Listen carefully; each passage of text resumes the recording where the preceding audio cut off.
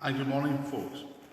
It's my pleasure to lead you in worship this morning and to take part in the series Foundations of Truth. Over recent weeks, we've heard about Joseph, the creation, Adam and Eve, Noah, the Ten Commandments, Samuel and Eli. And today it is my turn to pick my favourite Old Testament reading from when I was a wean. And today we're going to look at the tale of Samson and Delilah. When we were discussing doing a service like this, it was long before the time of pandemics. And it's very, very strange when you read anything now or listen to any piece of music without trying to think about the lyrics in the context of the situation that we find ourselves in. However, when I was looking back at the text of Samson and Delilah, before I started looking at preparing this morning's service, I read this book from John Goldingay, Joshua, Judges and Ruth for Everyone.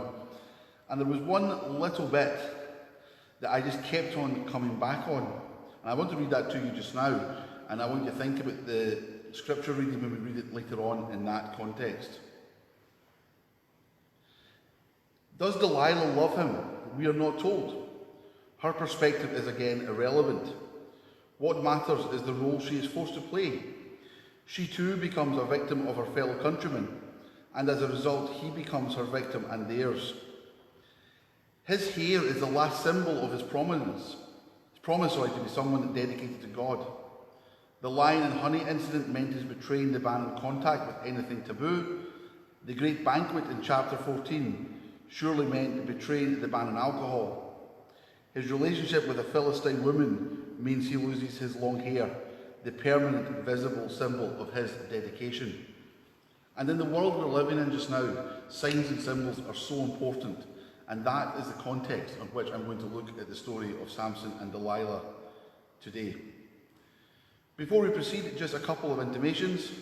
As you'll have seen on Facebook earlier in the week, we are continuing to work at reopening the church. We'll get back in touch with people as soon as we possibly can on that vein. And something else we're doing is our Heart Edge group are doing events on the first Saturday of every month. We're hoping to do it until we can get back to meeting together. And this coming first Saturday of the month in August, we are going to do a virtual talent show on Zoom. If you want to submit your talent, it can be anything at all.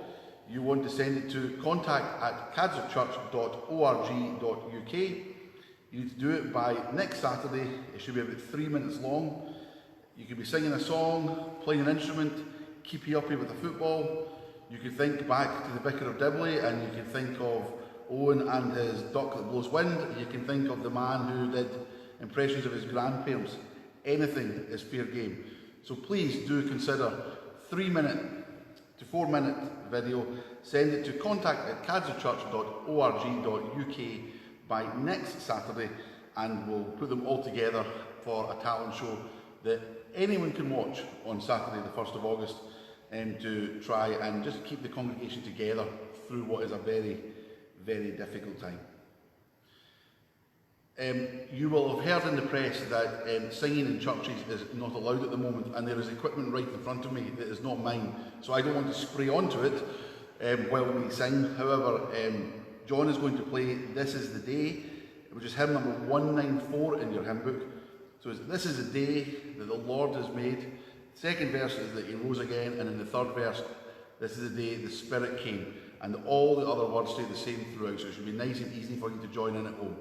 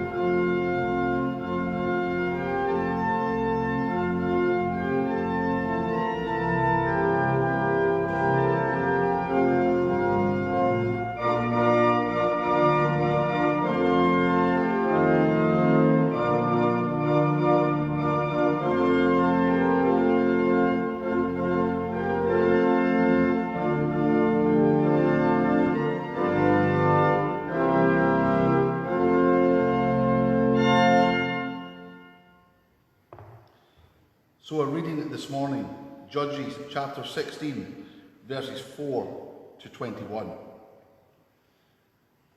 After that, he loved a woman in the Sorek Wash named Delilah. The rulers of the Philistines went up to her and said to her, "Charm him and see where his great strength and how we can overcome him and bind him so as to subdue him.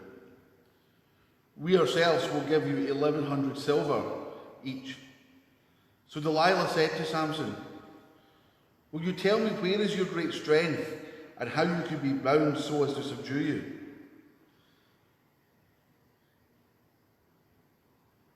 Then she said to him, "How can you say you love me when your soul is not with me? These 3 times you have deceived me and not told me where is your great strength." Because she pressed him with her words all the time and begged him, and his spirit was tired to death. He told her everything in his soul. He said to her, "No razor has come up on my head, because I have been dedicated to God from my mother's womb. If my hair were cut, my strength would leave me, and I would be weak. I would be like any man." Delilah saw that he had told her everything, and sent and summoned the rulers of the Philistines, saying, "Come up once more, because he has told me everything." The rulers of the Philistines came up to her and brought up the money with them. She got him to go to sleep in her lap, and summoned a man and had him cut off the 7 braids on his head, and began to afflict him. His strength left him. She said, "The Philistines are upon you, Samson." He woke up from his sleep and said, "I will go out as at other times and shake myself." He did not realize that Yahweh had left him. The Philistines seized him and gouged out his eyes. They took him down to Gaza and bound him in bronze shackles, and he became someone grinding grain in the prison. Amen.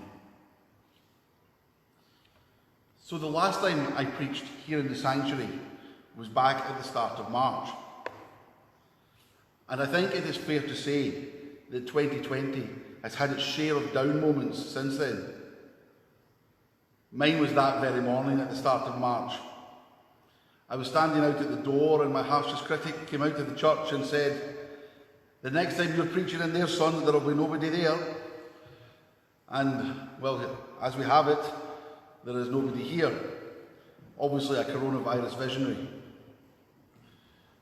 But to start this morning's sermon, I want to play a role-play game with you.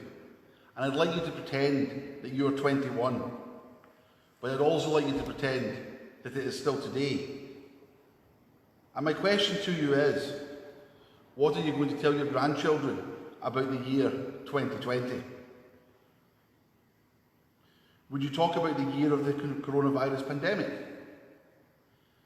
Almost certainly. Never in my lifetime can I remember something happening that had such a direct effect on our lives and behaviours for such a long period of time.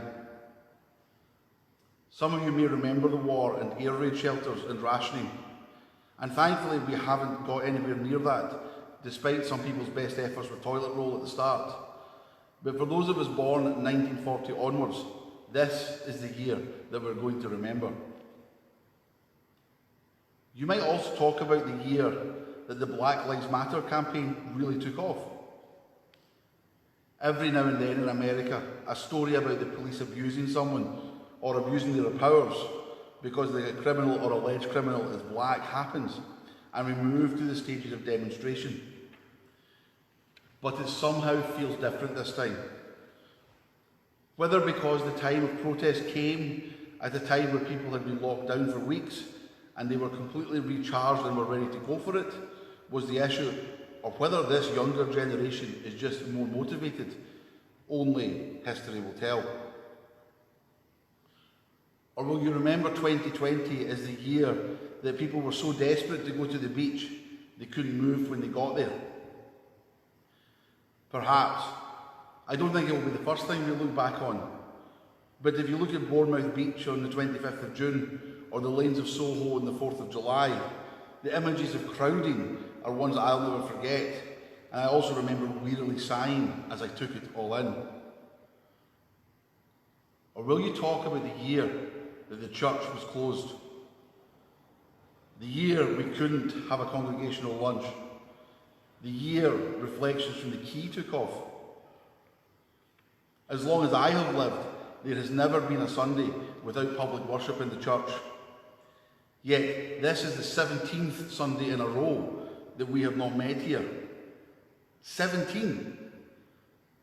For people of faith, this is a huge change to our way of life, and one that perhaps could be an existential threat to the very foundation of church. To put in context, we never closed in the war years. There is no record of the snow beating us, and in times of emergency or redecoration, we have either moved to alternative premises down the stairs in the hall, or before the hall was built, buildings at low waters. One of the last things I did in the church premises before we were locked down was a BB on the 13th of March. That was our Bible quiz night, and one of the officers from the Baptist church was up invigilating the exam here. It seems like years ago, but at that stage everyone was talking about the virus, and everyone was cancelling events and closing things down. She told me that she was incredibly scared that a protracted break from Boys Brigade in church could turn young people away from religion forever. Only time will tell. I hope she's wrong, and I have no doubt she does as well. Or would you talk about the year that there was no Wimbledon, no Chelsea Flower Show, no Edinburgh Festival, no Scottish Cup Final? Well, as a Motherwell fan, that's the same as most other years. Or would you talk about the year of the symbol and the slogan? And this is the bit that I kept on looking back at in the commentary of the text, and the bit that kept on coming into my mind when I was preparing the sermon.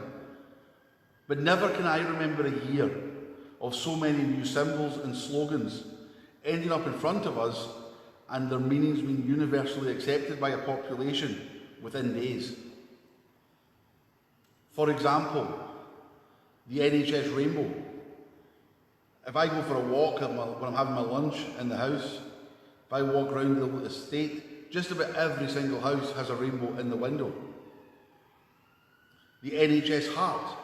How many people do you see with their heart on their lapel when they're on the television?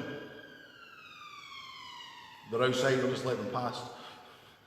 And then you also see at the start of advert breaks on the television as well, that little blue heart with NHS in it. Then you've got your Black Lives Matter. This little square that you see embroidered into football strips, again on television breaks, it's there all the time. The slogan that the government took, stay home, protect the NHS, save lives, you saw on the lectern that they spoke at every day at their briefing. You saw it before and after programmes on the television. You had that wonderful symbol of the clapping of the key workers on a Thursday night. You could open your window and you just hear this cacophony of noise that started off as a clap and then moved on to people banging their saucepans, and then some people moved on to fireworks as well. Just a great symbol of appreciation. The one-way system in a supermarket. You've seen footballers doing the knee in support of the Black Lives Matter campaign. I'm glad I'm not a professional footballer, I'd never get back up. And then you've got the 2-metre distancing signs that you see. All of a sudden, signs that are new, symbols that are new, playing a key part in our lives where they never have before. But when you look at what the symbols stand for, fairness, safety, equality, thanksgiving, hope, love. I'll just read them again. Fairness, safety, equality, thanksgiving, hope, and love. What a good mantra for life. Symbols and slogans, when you look at the meaning behind them, represent all the behaviours and acts that we would expect from a Christian. Only time will tell if these symbols and slogans will live beyond 2020 through to next year, or 2031 and 41. There is nothing more powerful than a slogan or symbol or mnemonic to remember an important message. Just think back a fortnight ago to the postscript on John's sermon on the Ten Commandments and the way he had the man's children round the table, remembering them and also remembering the order. What about these one-way signs in the supermarket? So important to prevent us from becoming crowded. So much easier to be aware of your surroundings if you're following someone and not worrying about becoming too close to people coming in either direction. It is counterintuitive not to get too close to someone. We always want our own space, but we're used to being able to judge how close to get so that we don't bump or barge someone, rather than staying 2 meters apart. And the breaking news is, some of these signs and slogans will probably be here when you are back in the church. You may wonder why I whittled on for 5 or 10 minutes about signs and symbols after talking about Samson and Delilah. Well, from Sunday school, you'll all remember that Samson lost his strength as a result of his haircut, like mine. After 5 months yesterday, I managed to get it done. Anyway, you may have remembered that he tricked Delilah 3 times. But did you remember that the long hair was actually giving Samson God's strength, as it was the only one of the symbols of God's love that was left? And Samson knew that he would lose God's strength and influence if the hair was cut. I'll let you look back at the earlier chapters of Judges to see the first symbols being broken in your own time. There was the lion and honey incident. We studied that for the BB Bible quiz this year, and the boys really enjoyed exploring it, and perhaps you will as well. The banquet betrayed the ban on alcohol. And then this was the final visible symbol of his dedication to God. And if that was to disappear, then his ability to have the strength of God would be gone. This meant that a man who was put on this earth to have the behaviours of God let him down by doing things that cost him to the right to behave as God. Like so many of us, Samson didn't do the things he should have. Religion still has many symbols of faith today, not just in Christianity, but we'll see the examples of the burqa, and then in our own faith, the dog collar, the cross, the anchor. These visible symbols of religion are so important as they tell people that this is a person of the cloth or a person who believes.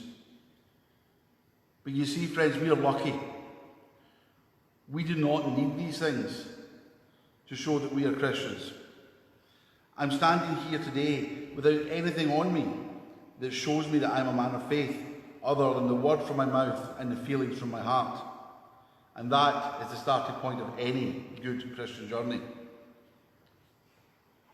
2020 will probably not be remembered fondly by many of us. Our freedom snatched away, many people have become ill, and more people than normal have died. We haven't had the chance to have holidays. Those who wanted to get married have had to put it off, and in some cases, postponing these events has become a saga that has been so costly in terms of time and money. But I want to put it to you, 2020 maybe hasn't been as bad a year as you may think. How many heartwarming stories have you heard of people taking food to the vulnerable? How many people have been able to greatly reduce their carbon footprint because they're working at home? How many people have reconnected with friends and loved ones they don't normally see because of the time that has been freed up? How many people have come back to faith through online worship or increased television time being granted to religion? Indicative statistics say that in the UK, nearly double the number of people are devoting time to God each week than were a year ago. Now, it may not be worship as we know it, but we have lamented for years and years about the decline of the church. But has the pandemic of 2020 given the church the opportunity to work in a way we could not have otherwise foreseen? You see, we don't need long hair. We don't need a dog collar. We don't need a cross or an anchor or any of the other symbols to show that we are Christians. Many hymn writers have already captured the message of this sermon. They'll know we are Christians by our love, by our love. Faith proves itself in deeds. Which means now I've had my hair cut, I'm still the same loving guy who follows Jesus that I was on Friday, And if you are only going to get to the hairdressers this week, I encourage you to do so, because your faith will still be the same when you come out. In conclusion, I put it to you that we have a lot to be proud of, and we don't need the symbol of power of God that Samson did. I believe that most of you have demonstrated your Christian faith by your behaviour over these last 17 weeks, by the love you have for each other, and as the long road to normality progresses, it is important to remember these wonderful attributes you showed at the depth of the crisis as we make that journey. In that way, your love, my love, and all our love will be what makes our community at Cadzo. Our new friends that we have maybe made through online worship and don't know it yet, and our old friends who don't have the online option to be able to coexist as we move forward. And we do all this with a backdrop that this virus may return stronger than ever in the winter months. So the times we may have together, either in this place or just with each other in the coming weeks, may be also important for us. So let's be sensible, enjoy them, and remember the benefits of fellowship together. It is going to be a long journey, but it is one that should excite each and every one of us, as the pandemic may just be what starts the church on the way to resurgence. I charge you with continuing to show your love for each other as it revives and reinvigorates. And as the church starts its way to resurgence, you may remember that Samson's hair started to grow again. And to God be the glory. Amen. I'm going to ask John to play for a couple of minutes to allow you to reflect on the words that you've just heard.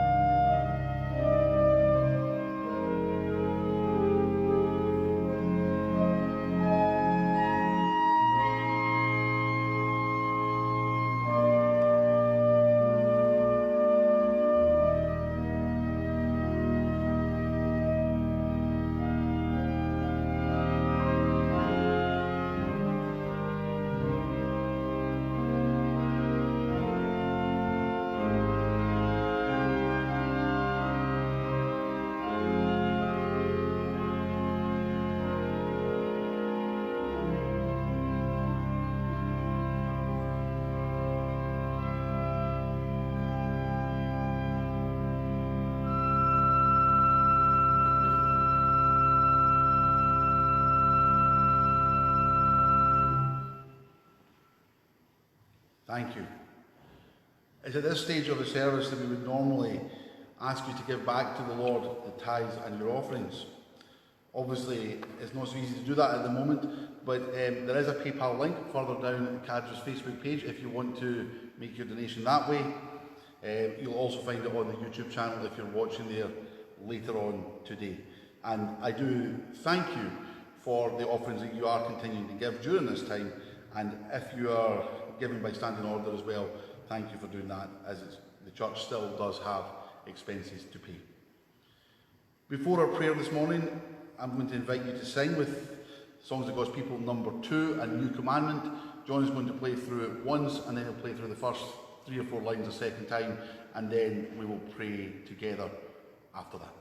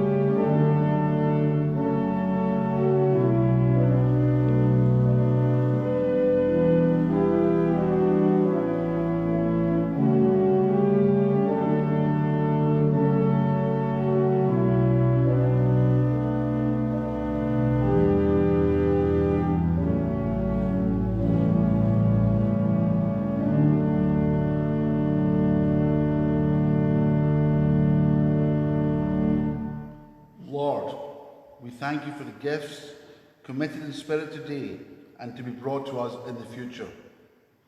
And as we thank you for these gifts that we promise to give back to you, we also thank you for the gifts that you have given to us. Firstly, the gift of strength. Even the strongest will have found this year tough.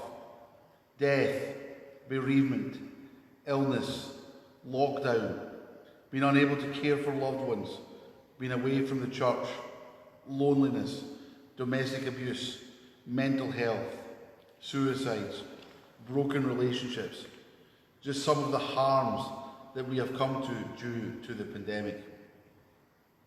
We pray for the strong, but even more today for the weak. And I want to empower you wherever you are to pray for those known to you suffering from these harms.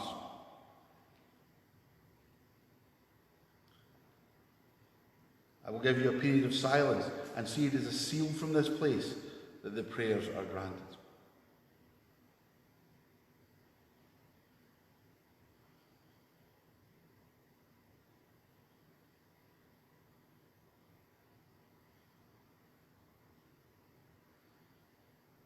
Lord, we thank you for the signs and symbols you have placed on this earth to keep us safe, to keep us loved, and to create a world based in fairness and equality.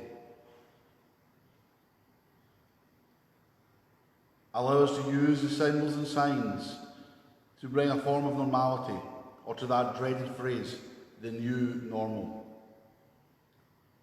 And as we become busier, Lord, don't let us to forget the new connections we have made or remade, be it through friends, bringing baking, making a phone call to someone on their own, or the multitude of other things. These are all good and should continue to be celebrated when this pandemic is remembered in the future, like Spanish flu and smallpox. Finally, Lord, we ask that you keep your church strong as we begin to make the important decisions about coming back here together. Let us all respect each other's views and remain the good friends we were when we left in March. They say that absence makes the heart grow fonder, and this is a phrase that we want to live by in the coming weeks, and to show it to have been true when we are back together. But Lord, let us be guided by the scientists and the governments who give us the literature to make this the place where we can all come once more and safely practice the lessons of love that you taught us. All these things we ask in your name. Amen. We're going to sing our closing hymn, or you're going to sing our closing hymn, which is number 493 in the hymn book. It's me, O Lord, standing in the need of prayer. It's pretty simple. The words are all the same, but verse 1 is not my mother or my father. Verse 2 is not my brother or my sister. And verse 3 is not the stranger or the neighbour.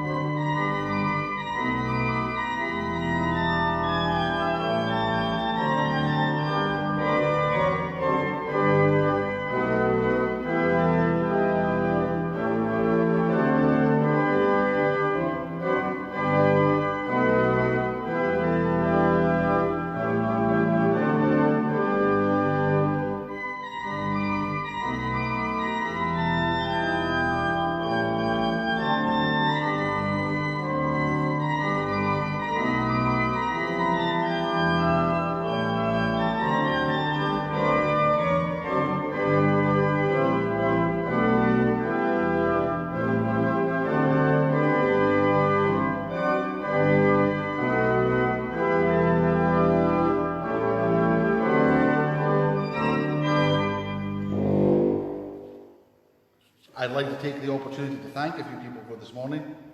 Firstly, I'd like to thank George McCaithley for playing. Secondly, I'd like to thank Robin McLean for recording. Thirdly, I'd like to thank David Carswell for giving us some time yesterday to sort out the angle, and also to his dad for the very encouraging squint text at 10:45 this morning. Finally, I'd like to thank Harry Webster for his insightful input to part of the sermon about Cadger's past in the war years and ratifying that the current crisis is totally unprecedented in terms of the church closure as well as in public health. As always, Harry, your array of knowledge and willingness to support is much appreciated. Thank you again. And to close, as I think we all are standing in the need of prayer, as the hymn says, we'll close this morning by saying the Lord's Prayer together. Our Father, who art in heaven, hallowed be thy name. Thy kingdom come, thy will be done on earth as it is in heaven. Give us this day our daily bread, and forgive us our debts as we forgive our debtors. Lead us not into temptation, but deliver us from evil. For thine is the kingdom, and the power, and the glory forever. Amen.